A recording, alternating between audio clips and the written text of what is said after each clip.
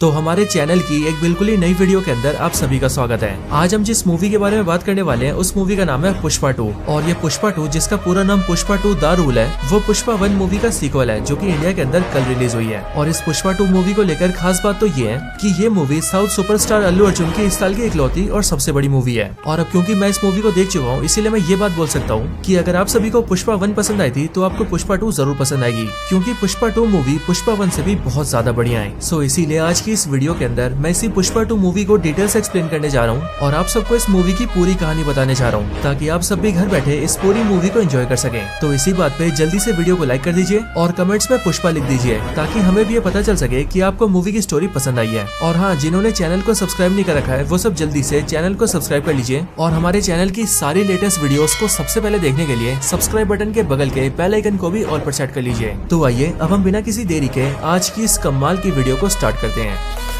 Zombie apocalypse.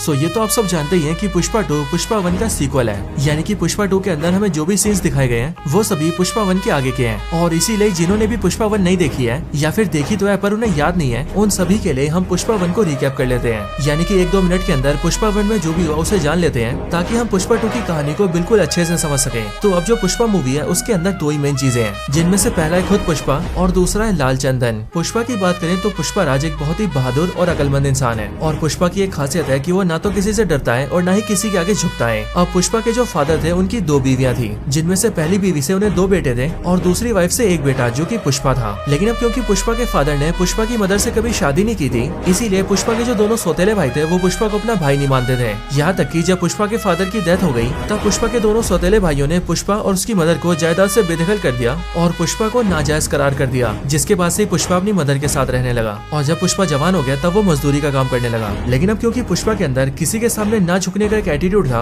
इसीलिए पुष्पा हर जगह पर अपने एटीट्यूड में रहता था और इसीलिए उसके इस बर्ताव को देखकर उसके कई सारे मालिक उसे काम से निकाल देते थे। अब पुष्पा के साथ ही बात करें लाल चंदन की, तो लाल चंदन एक बहुत ही खास तरह का पेड़ है जिसकी लकड़ियों की कीमत बहुत ज्यादा है। पुष्पा मूवी के अंदर हम ये देखते हैं कि ये लाल चंदन आंध्र प्रदेश के शेषाचलम जंगल में उगता है और इस बड़े से जंगल के अंदर लाल चंदन का बहुत ज्यादा प्रोडक्शन होता है। लाल चंदन की कीमत बहुत ज्यादा है, स्पेशली इंडिया से बाहर चाइना और जापान जैसे देशों में इसकी बहुत ही ज्यादा डिमांड है, जिस वजह से वहाँ पर इनकी कीमत और भी ज्यादा है। लेकिन कमाल की बात यह है कि इंडिया में इस लाल चंदन को काटना इलीगल है। बट हम पुष्पा मूवी के अंदर ये देखते हैं कि मूवी में कई सारे ऐसे लोग होते हैं जो कि मिलकर इन सारे पेड़ों को कटवाते हैं और इन सारे लाल चंदन को इलीगल तरीके से विदेशों में सेल करते हैं। अब वैसे तो ये पूरा काम इलीगल तरीके से होता है, लेकिन इस काम को बिल्कुल सिस्टमेटिकली तरीके से किया जाता है। असल में जो भी लोग इस लाल चंदन को इलीगली सेल करते हैं उन सभी ने आपस में मिलकर एक ग्रुप बना रखा है, जिस ग्रुप का नाम है सिंडिकेट। और इस सिंडिकेट ग्रुप के जितने भी मेंबर्स हैं वो सभी अपने अपने इलाकों में इस लाल चंदन को कटवा के इकट्ठा करते हैं और फिर उन सबको मंगल सीनू नाम के एक आदमी को भेज देते हैं। और ये मंगल सीनू असल में इस पूरे सिंडिकेट ग्रुप का लीडर है, जो कि सिंडिकेट ग्रुप के सारे मेंबर्स को लाल चंदन के बदले में 1 टन के लिए 50 लाख रुपए देता है,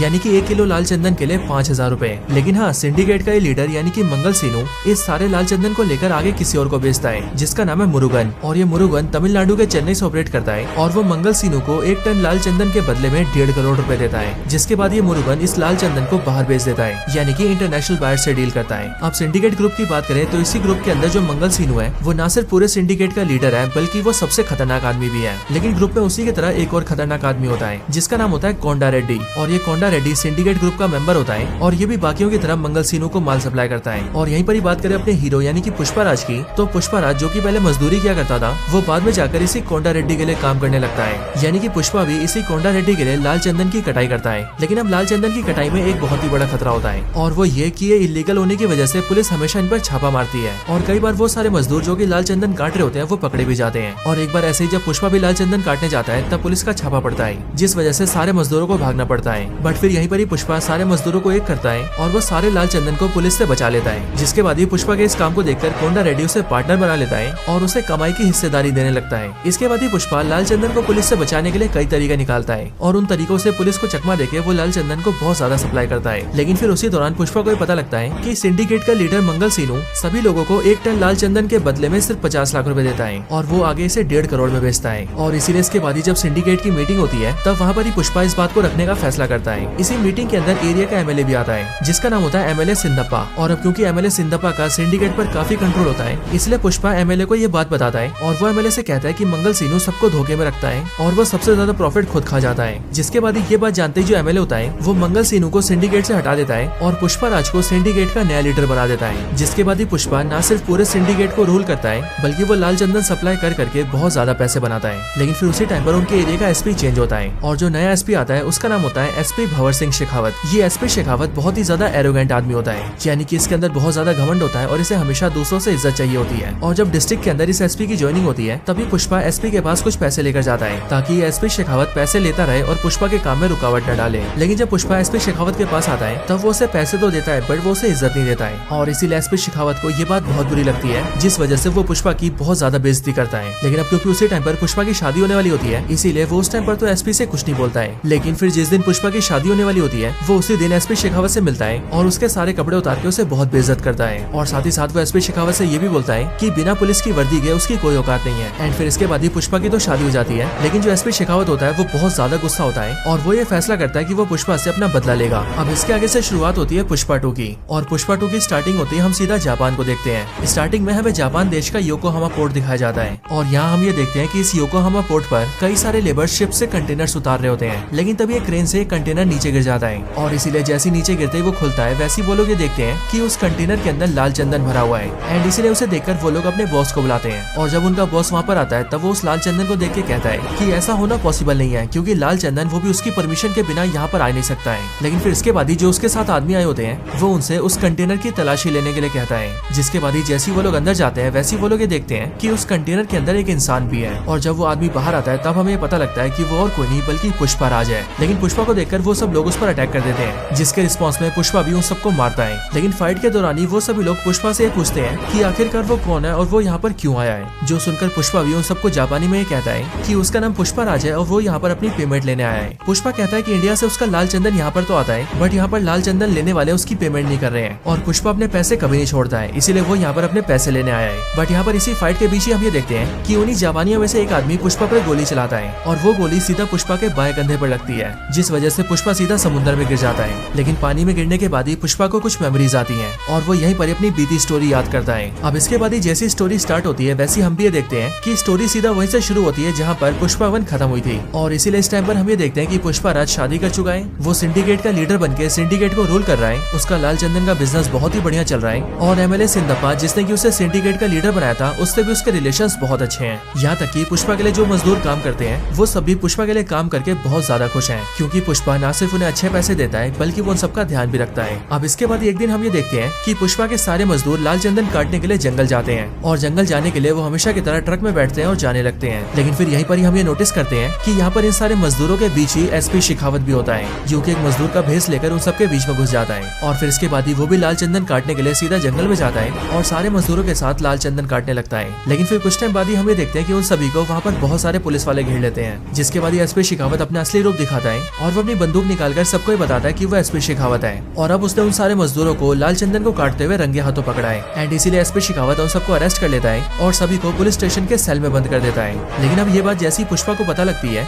वैसे ही पुष्पा अपने आदमियों के साथ अपनी गाड़ियां निकालता है और सीधा पुलिस स्टेशन जाता है। इस टाइम पर एसपी शेखावत पुलिस स्टेशन से बाहर होता है और इसीलिए पुष्पा पुलिस स्टेशन के अंदर आते ही सीधा इंस्पेक्टर को देखता है और उससे अपने सारे आदमियों को छोड़ने के लिए कहता है। लेकिन वो इंस्पेक्टर उससे कहता है कि वो लोग ऐसा नहीं कर सकते क्योंकि एसपी शेखावत ने उन्हें ऐसा करने से मना करा है और अगर वो या फिर पुलिस स्टेशन का कोई भी पुलिस वाला एसपी शेखावत के खिलाफ जाता है तो फिर उन्हें नौकरी से निकाल दिया जाएगा। अब पुष्पा जैसी ये बात सुनता है वैसे वो उन सबके लिए बहुत सारे पैसे लेकर आता है और वो पुलिस वाले जितनी सैलरी अपनी पूरी लाइफ में कमाते हैं पुष्पा उन सबको उतने पैसे एक ही बार में दे देता है। जिसके बाद ही उस पुलिस स्टेशन के सारे पुलिस वाले पुष्पा के सामने हंसते हंसते अपना इस्तीफा दे देते हैं और बड़ी खुशी से पैसे लेकर वहाँ से चले जाते हैं और साथ ही साथ जाने से पहले वो पुष्पा के भी सारे आदमियों को छोड़ देते हैं। जिसके बाद पुष्पा अपने सारे आदमियों को छुड़ा कर ले आता है और फिर जब कुछ देर बाद ही एसपी शेखावत पुलिस स्टेशन के अंदर जाता है तब वो ये देखता है कि पूरा पुलिस स्टेशन खाली है और ना तो वहाँ पर मजदूर है और ना ही पुलिस वाले हैं। एंड फिर जब एसपी शेखावत को सच्चाई पता लगती है कि यहाँ पर क्या क्या हुआ है और पुष्पा ने किस तरह से सारे पुलिस वालों को खरीद कर अपने आदमियों को छुड़ा लिया है वैसे ये बात जानकर एसपी शेखावत बहुत ज्यादा गुस्सा होता है। अब इसके बाद अगले सीन के अंदर हम पुष्पा को देखते हैं जो कि सीधा जाकर एमएलए सिंदप्पा से मिलता है। यहाँ हम ये जानते हैं कि पुष्पा एमएलए सिंदप्पा की बहुत इज्जत करता है और ऐसा इसीलिए क्योंकि एमएलए सिंदप्पा ने पुष्पा को को सिंडिकेट का लीडर बनाया था। यहाँ पर एमएलए सिंदप्पा पुष्पा से कहता है कि अब वो सीधा स्टेट के सीएम से मीटिंग करने जा रहा है, क्योंकि अब कुछ ही टाइम में इलेक्शंस आने वाले हैं, जिसके लिए उनकी पार्टी की मीटिंग्स चल रही है। लेकिन एमएलए सिंदप्पा पुष्पा से कहता है कि उसे भी उसके साथ चलना होगा,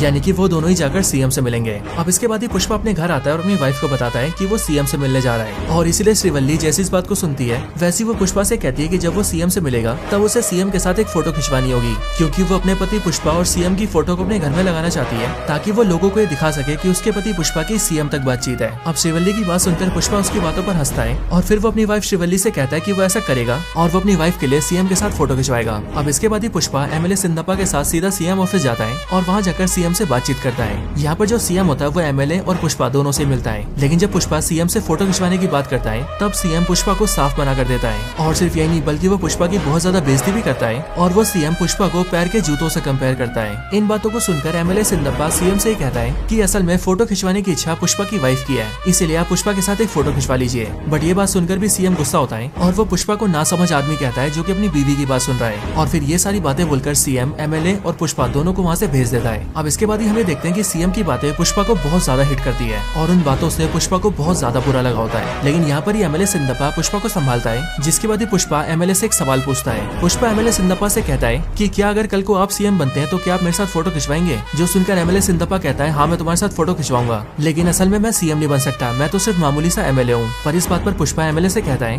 कि अब तो एमएलए सिंदप्पा ही सीएम बनेंगे। ये बात सुनकर एमएलए सिंदप्पा चौंक जाता है और वो पुष्पा से कहता है कि ऐसा करने में ना करके 100 करोड़ लगेंगे। लेकिन पुष्पा उनसे कहता है कि 100 नहीं बल्कि वो 500 करोड़ खर्च करेगा, लेकिन अब तो वो एमएलए सिंदप्पा को सीएम बना के रहेगा। और पुष्पा ऐसा इसीलिए कर रहा है क्योंकि सीएम की बातें उसे तो ज्यादा बुरी नहीं लगी, लेकिन सीएम ने उसकी वाइफ के लिए जो बुरी भली बातें कही उससे पुष्पा को बहुत तकलीफ हुई है और इसीलिए वो सीएम को ही हटा देगा। अब इसके बाद ही एमएलए सिंदप्पा और सीएम जिस पार्टी से होते हैं, पुष्पा उसी पॉलिटिकल पार्टी के प्रेसिडेंट के छोटे भाई से मिलता है और पुष्पा उसे 5 करोड़ रुपए देता है एंड वो पार्टी प्रेसिडेंट के छोटे भाई से कहता है कि उसे प्रेसिडेंट से बात करनी है। जिसके बाद ही हम ये देखते हैं कि वो सीधा अपने बड़े भाई को फोन करता है, यानी कि पॉलिटिकल पार्टी के प्रेसिडेंट को, और उससे सीधा पुष्पा की बात करवाता है। यहाँ पर हम भी ये जानते हैं कि जो इस पॉलिटिकल पार्टी का प्रेसिडेंट है उसका नाम है प्रताप रेड्डी, जिसे प्ले किया है एक्टर जगतपति बाबू ने। पुष्पा प्रताप रेड्डी से फोन पे बात करके उससे कहता है कि उसने उसके ऑफिस में एक तोहफा भिजवाया है, और फिर उसी टाइम पर हम भी ये देखते हैं कि प्रताप रेड्डी के ऑफिस में एक सोफा आता है जिस सोफे के अंदर 25 करोड़ रुपए होते हैं। और वो देखकर पुष्पा प्रताप रेड्डी से कहता है कि ये तोहफा उसने प्रताप रेड्डी के लिए भेजा है ताकि वो खुशी खुशी एमएलए सिंदप्पा को सीएम बनने दे। जिसके बाद हम भी ये देखते हैं कि प्रताप रेड्डी इस बात के लिए मान जाता है और वो एमएलए सिंदप्पा को सीएम बनने के लिए खड़ा होने देता है। लेकिन अब यहाँ पर पुष्पा के लिए काफी बड़ी मुसीबत होती है और वो मुसीबत होती है फंड जमा करना, यानी कि पैसे। अब पैसों का इंतजाम करने के लिए पुष्पा एक बड़ी डील करने की सोचता है ताकि एक बड़ी डील करके पुष्पा के पास काफी पैसे आए और वो उन पैसों से एमएलए सिंदप्पा को सीएम बना सके। अब यहाँ पर सबसे पहले पुष्पा ये देखता है कि वो सिंडिकेट के जरिए जितना भी लाल चंदन इकट्ठा करता है वो उन सभी को मुरुगन को बेचता है और फिर मुरुगन ही रामेश्वरम के पोर्ट से होते हुए उसे इंटरनेशनल बायर्स को बेचता है। सो यहीं पर ही पुष्पा ये डिसाइड करता है कि अब वो मुरुगन को बीच से हटाकर सीधा खुद ही इंटरनेशनल बायर से डील करेगा, क्योंकि जो मुरुगन है वो पुष्पा को 1 टन लाल चंदन के बदले में 1.5 करोड़ रुपए देता है और अगर पुष्पा इस माल को डायरेक्टली बेचेगा तो वो उस पर ज्यादा प्रॉफिट कमा सकता है। अब इसके लिए पुष्पा इस बारे में पता करता है एंड उसे सीधा इंटरनेशनल बायर मिलता है, जिससे वो मालदीव जाकर मीटिंग करता है। मालदीव के अंदर जब पुष्पा बायर से डीलिंग करता है तब वो उस बायर से कहता है कि वो 1 टन के बदले में 2.5 करोड़ रुपए लेगा, जो सुनकर बायर एग्री कर जाता है। जिसके बाद ही वो पुष्पा से 2000 टन लाल चंदन की डीलिंग करता है, जिसकी कीमत पूरे 5000 करोड़ रुपए होती है। अब इसके बाद ही पुष्पा फिर से इंडिया आता है और वो सबसे पहले सिंडिकेट की मीटिंग रखता है और वो मीटिंग में सारे मेंबर्स को ये बताता है कि अब उन सबको बहुत ही बड़ी डील मिली है और इसीलिए अब उन सबको बहुत ज्यादा प्रोडक्शन करना होगा। इसके बाद ही सिंडिकेट के सारे मेंबर्स पुष्पा से कहते हैं कि वो लोग भी पुष्पा को ज्यादा से ज्यादा लाल चंदन देंगे। कोई कहता है कि वो 50 टन का इंतजाम करेगा, कोई कहता है 100 टन का, और कोई मेंबर कहता है कि वो 150 टन का इंतजाम करेगा। और इसके साथ ही साथ पुष्पा भी अपने प्रोडक्शन को बढ़ा देता है। इसके बाद ही पुष्पा एक जगह डिसाइड करता है जहाँ पर सारे सिंडिकेट के मेंबर्स को अपना लाल चंदन इकट्ठा करना होता है। लेकिन जिस दिन सारे मेंबर्स को अपना लाल चंदन इकट्ठा करना होता है उस दिन सब लोग तो इकट्ठा कर देते हैं, लेकिन जो एक मेंबर होता है उसके पूरे काफिले को एसपी शेखावत पकड़ लेता है और वो न सिर्फ उसके सारे लाल चंदन को जला देता है बल्कि वो उस मेंबर को भी जान से मार देता है ताकि एसपी शेखावत का खौफ सारे सिंडिकेट के मेंबर्स में रहे और ये बात सीधा पुष्पा तक पहुंचे। एंड फिर इसके नेक्स्ट सीन में हम ये देखते हैं कि ऐसा होता भी है। हम देखते हैं कि सिंडिकेट के सारे मेंबर्स एसपी शेखावत से बहुत ज्यादा डर जाते हैं और इसीलिए वो सब सीधा एमएलए सिंदप्पा से मिलते हैं एंड वो उससे कहते हैं कि वो एसीपी शेखावत और पुष्पा के बीच की लड़ाई को खत्म करें ताकि वो लोग अपना बिजनेस आराम से कर सकें। अब इसके बाद एमएलए सिंदप्पा सीधा एसीपी शेखावत के ऑफिस आता है और वो एसीपी शेखावत से पूछता है कि आखिरकार वो ये सब क्यों कर रहा है और उसे क्या चाहिए। ये सुनकर एसीपी शेखावत एमएलए से कहता है कि उसका लेना देना सिर्फ और सिर्फ पुष्पा से है। एक बार पुष्पा ने उसके कपड़े उतारकर उसकी बहुत बेइज्जती की थी और इसीलिए उसे उस बेइज्जती का बदला चाहिए एंड इसीलिए वो चाहता है कि पुष्पा उससे सबके सामने माफी मांगे और अगर पुष्पा ऐसा कर देता है तो एसीपी शेखावत उन सबको परेशान नहीं करेगा। अब ये सुनकर एमएलए सिंदप्पा सीधा पुष्पा के पास जाता है और वो पुष्पा पुष्पा को मना लेता है एंड वो पुष्पा से कहता है कि उसे बस एसीपी शेखावत को सॉरी बोलना है, क्योंकि इसमें ही पूरे सिंडिकेट की भलाई है और पुष्पा को सिंडिकेट वालों के लिए इतना करना ही होगा। अब इसके बाद एक पार्टी रखी जाती है जिस पार्टी के अंदर सब लोग आते हैं, यानी कि बहुत सारे पुलिस वाले, सिंडिकेट के सारे मेंबर्स और जो लोग सिंडिकेट से जुड़े हुए हैं वो लोग भी। फिर यहाँ पर अपनी गाड़ी से पुष्पा भी आता है और वो यहाँ पर आकर एसीपी शेखावत को सॉरी बोलता है, जिसके बाद पुष्पा के मुंह से सॉरी सुन के एसीपी शेखावत बहुत खुश होता है और वो खुशी के मारे झूमने लगता है। और फिर इसके बाद एसीपी शेखावत सिंडिकेट के मेंबर से कहता है कि अब वो सिंडिकेट के किसी भी मेंबर को नहीं रोकेगा, अब वो अपना काम आराम से कर सकते हैं, बस उसे उसका कमीशन मिलना चाहिए। इधर पुष्पा यहाँ पर सॉरी बोलकर यहाँ से जाने लगता है, लेकिन जब पुष्पा अपनी कार से वहाँ से काफी दूर आ जाता है तब वो ये फैसला करता है कि पुष्पा किसी के सामने नहीं झुकता है और इसीलिए वो आज एसीपी शेखावत के सामने भी नहीं झुकेगा। एंड फिर यही सोचकर पुष्पा अपनी गाड़ी घुमाता है और वापस फिर से उसी पार्टी में आता है। यहाँ पर हम ये देखते हैं कि एसीपी शेखावत अपनी गाड़ी में बैठ रहा होता है, लेकिन तभी पुष्पा तेजी से अपनी गाड़ी से उसकी गाड़ी को टक्कर मारता है, जिस वजह से एसीपी शेखावत की गाड़ी टकराती है और एसीपी सीधा स्विमिंग पूल में गिरता है और उसके स्विमिंग पूल में गिरते ही पुष्पा पूल में मूद देता है। अब एसीपी शेखावत जैसे ये सब देखता है वैसे वो गुस्से से आग बबूला हो जाता है, लेकिन तभी पुष्पा एसीपी शेखावत से कहता है कि वो उससे कोई सॉरी नहीं बोलने वाला है। वो पुष्पा है, पुष्पा राज, जो कि किसी के सामने नहीं झुकता। और ये बोलने के साथ ही पुष्पा एसीपी शेखावत को चैलेंज भी देता है। वो एसीपी शेखावत से कहता है कि उसके पास 2000 टन लाल चंदन है और वो अगले सोमवार की सुबह सुबह उसकी डीलिंग करने के लिए चेन्नई जा रहा है और चेन्नई जाकर वहाँ से वो सीधा रामेश्वरम पोर्ट होते हुए उसे इंटरनेशनल बायर को भेज देगा और इसीलिए अगर एसीपी शेखावत के अंदर दम है तो वो उसे रोक कर दिखा दे। और फिर ये बोलकर पुष्पा वहाँ से चला जाता है। अब इसके लिए हम ये देखते हैं कि एसीपी शेखावत पूरे शहर की सारे रोड्स को ब्लॉक करवा देता है ताकि पुष्पा वहाँ से अपने माल को बाहर न ले जा सके। लेकिन यहाँ पर एसीपी शेखावत ये नोटिस करता है कि सड़क के बगल में जो नदी है उसका पानी बहुत कम हो चुका है और इसीलिए वो ये समझ जाता है कि हो ना हो पुष्पा उसी नदी के जरिए अपने ट्रक्स को निकालेगा।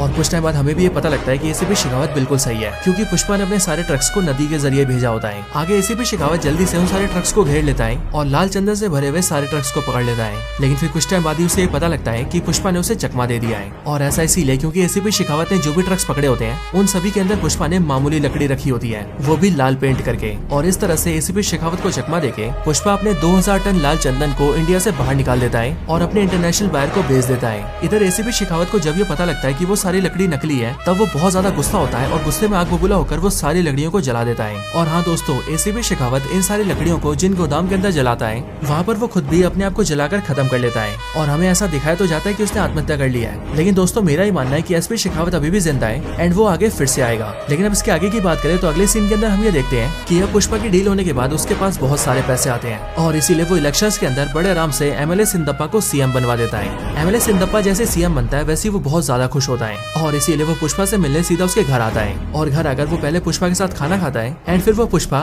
की वाइफ और उसकी पूरी फैमिली के साथ फोटो खिंचवाता है। अब इन सब के बाद ही हम ये देखते हैं कि पुष्पा के गाँव में एक फेस्टिवल आता है और इस फेस्टिवल को सेलिब्रेट करने के लिए गाँव के सारे लोग मंदिर जाते हैं, जहाँ पर पुष्पा, उसकी वाइफ और उसकी मदर भी आते हैं। और यहाँ पर हम ये भी नोटिस करते हैं कि इसी फेस्टिवल के अंदर पुष्पा के दोनों सौतेले भाई भी अपनी फैमिलीज के साथ आते हैं। बट यहाँ पर ही पुष्पा की वाइफ अचानक से बेहोश हो जाती है और जब कुछ लेडीज पुष्पा की वाइफ को हैंडल करते हैं तब उन्हें पता लगता है कि असल में पुष्पा की वाइफ प्रेग्नेंट है और पुष्पा फादर बनने वाला है। अब पुष्पा को ये बात जानकर बहुत ज्यादा खुशी होती है और इसीलिए वो काली माता की ड्रेस में वहाँ पर डांस भी करता है और पुष्पा के साथ साथ सारे गाँव वाले भी नाचते हैं। लेकिन अब इसी फेस्टिवल के अंदर हम ये देखते हैं कि यहाँ पर कुछ बदमाश लड़के आ जाते हैं और वो पुष्पा के बड़े भाई, जिसका नाम मोहन होता है, उसकी बेटी को छेड़ने लगते हैं और उसकी बॉडी से उसके कपड़ों को खींचने लगते हैं। और इसीलिए जैसे पुष्पा ये नोटिस करता है वैसे वो उन सारे गुंडों को बहुत मारता है और खुद को बचाने के लिए पुष्पा की भतीजी पुष्पा को थैंक यू भी बोलती है। और हमने पूरी मूवी के अंदर ये भी नोटिस किया होता है कि पुष्पा के इस बड़े भाई की बेटी पुष्पा को हमेशा ही पुष्पा चाचा कहती है। लेकिन यहाँ पर जैसे उसका फादर आता है यानी कि पुष्पा का बड़ा भाई, वैसे वो पुष्पा पर बहुत ज्यादा गुस्सा होता है और वो अपनी बेटी को चाटा मारता है एंड साथ ही वो पुष्पा से ये भी कहता है कि वो चाहे कुछ भी कर ले वो हमारी फैमिली से नहीं जुड़ सकता है। ये बातें सुनकर पुष्पा को बुरा लगता है और इसीलिए वो अपनी फैमिली को लेकर वहाँ से चला जाता है। बट फिर उसके बाद ही पुष्पा का वो बड़ा भाई यानी कि मोहन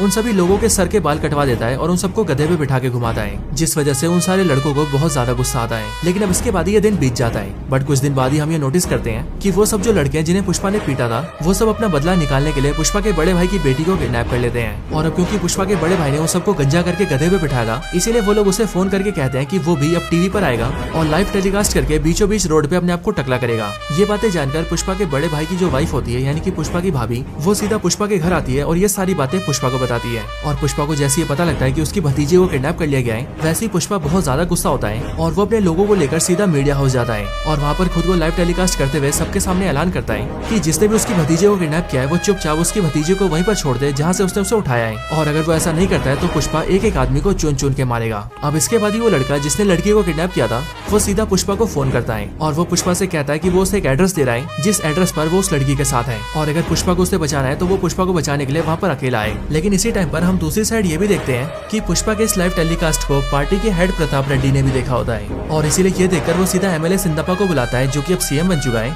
एंड उसे अपने ऑफिस बुलाकर वो उससे कहता है कि आखिर ये पुष्पा क्या कर रहा है। जिस पर एमएलए सिंदप्पा या फिर यूं कहे सीएम सिंदप्पा उसे बताता है कि असल में एक बदमाश अपने कुछ साथियों के साथ उसकी भतीजी को उठाकर ले गया है और इसीलिए पुष्पा उसे मारने जा रहा है। बट ये बात सुनते प्रताप रेड्डी सिंदप्पा से कहता है कि असल में जो लड़का पुष्पा की भतीजी को उठाकर ले गया है वो और कोई नहीं बल्कि उसके छोटे भाई का इकलौता बेटा है और अपने उस भतीजे से उसे भी बहुत प्यार है और इसीलिए वो जो चाहे वो कर सकता है। इसीलिए प्रताप रेड्डी सिंदप्पा से कहता है कि वो पुष्पा को फोन करके कहे कि वो ऐसा ना करे और वो उसके भाई के बेटे से दूर रहे। ये बात सुनते ही सिंदप्पा पुष्पा को फोन करता है और उसे सारी बातें बताता है। लेकिन पुष्पा यहाँ पर सिंदप्पा की बात नहीं मानता और वो फोन पर ही प्रताप रेड्डी को भी 4-5 बातें सुना देता है एंड वो प्रताप रेड्डी से कहता है कि अगर उसके भाई के बेटे ने उसकी भतीजे को नहीं छोड़ा तो आज वो उसके टुकड़े टुकड़े कर देगा। और फिर ये बोलने के बाद ही पुष्पा अपना हेलीकॉप्टर निकालता है और सीधा उसके बताए हुए एड्रेस पर जाता है और यहाँ पर आने के बाद पुष्पा प्रताप रेड्डी के भतीजे को जान से मार देता है। लेकिन इसी टाइम पर यहाँ पर प्रताप रेड्डी का भाई भी आ जाता है यानी कि मरने वाले का पापा और वो यहाँ पर आकर पुष्पा की भतीजे को मारने की कोशिश करता है जिस वजह से पुष्पा उसे भी जान से मार देता है और फिर वो अपनी भतीजी को छुड़ाकर वहाँ से ले जाता है। अब इसके बाद ही उस लड़की का जो पिता होता है यानी कि पुष्पा का बड़ा भाई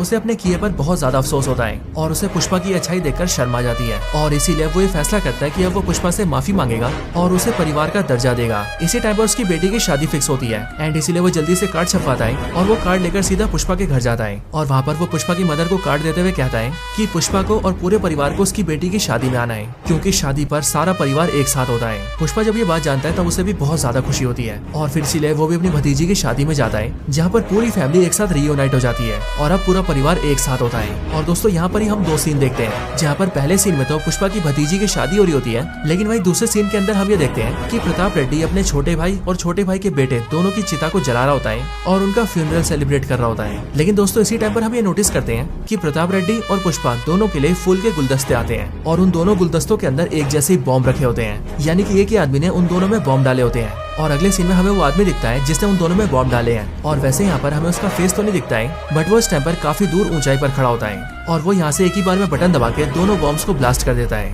और दोस्तों फिर इसके साथ ही ये मूवी एंड होती है और मूवी के एंड होते होते हमें पुष्पा 3 का पोस्टर दिखता है यानी कि पुष्पा 2 के बाद पुष्पा 3 भी आएगी जिसका नाम होगा पुष्पा 3 द रैम्पेज। एंड दोस्तों उसी पुष्पा 3 के अंदर हमें पता लगेगा कि आखिर ये इंसान कौन है जिसकी पुष्पा और प्रताप रेड्डी दोनों से दुश्मनी है और क्या आखिरकार इसने अपने हमले से उन दोनों को मार दिया है या फिर वो दोनों अभी भी जिंदा है। लेकिन दोस्तों ये सारे सवालों के जवाब मिलेंगे पुष्पा 3 में और इसीलिए हम इस वीडियो को यहीं पर एंड करते हैं। आपको ये वीडियो पसंद आई हो तो वीडियो को लाइक करना, कमेंट्स में पुष्पा या फिर आपको जो मन करे वो लिखना, चैनल को सब्सक्राइब नहीं करा तो सब्सक्राइब कर लेना और अगर वीडियो को शेयर करने का मन करे तो शेयर भी जरूर करना। बाकी मैं आपसे मिलता हूँ ऐसे किसी और बेहतरीन वीडियो में, तब तक के लिए गुड बाय।